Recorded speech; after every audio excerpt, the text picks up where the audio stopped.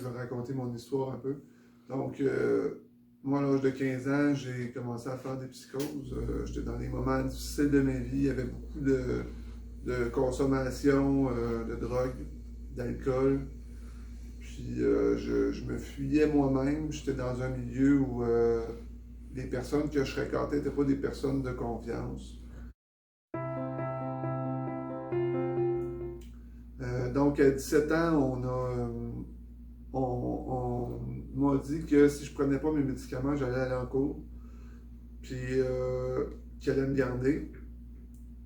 Donc, ça m'a beaucoup stressé, cette démarche-là, parce que là, je savais même pas trop contre quoi je me défendais ou quoi, puis je comprenais pas du tout là, ce qui se passait.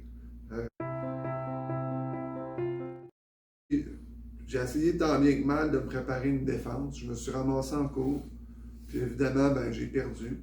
Euh, j'ai été représenté par avocat, mais c'était une représentation très sommaire, disons-le de cette façon-là. J'ai rencontré l'avocat 20 minutes avant l'audience.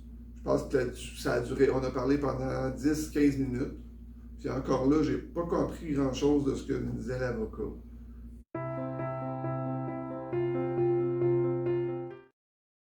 Je me rappelle, par contre, ce que je peux vous dire, c'est que j'étais en psychiatrie après, ils m'ont ramené.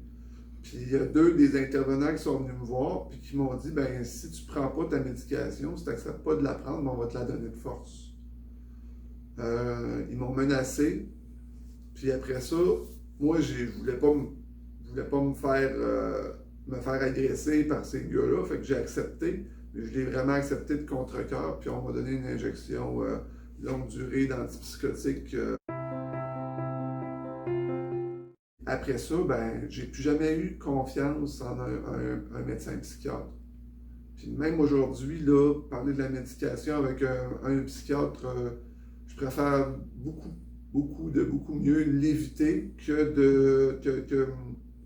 devoir à faire face, parce que ma perception maintenant, c'est que, à cause de ce que j'ai subi, c'est que ces personnes-là ne veulent pas nécessairement mon bien.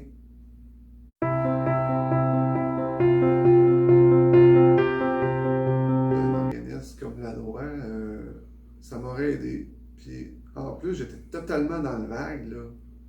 J'étais dans le vague, comme je vous ai dit, je ne savais pas si j'avais affaire à une garde d'établissement, à une ordonnance de soins. On ne m'a pas expliqué mes droits du tout. Du tout. Puis aussi, j'ai trouvé que j'ai été traité comme un criminel. J'ai passé par les mêmes places que des criminels passent, dans un auto qui n'avait pas de poignée de porte.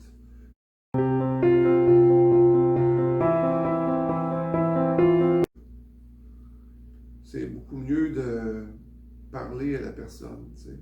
De trouver des moyens de parler avec elle, même si c'est long, même si c'est difficile, même si la personne n'a pas de l'air bien, elle n'a pas de l'air à écouter ou elle n'a pas de l'air à comprendre.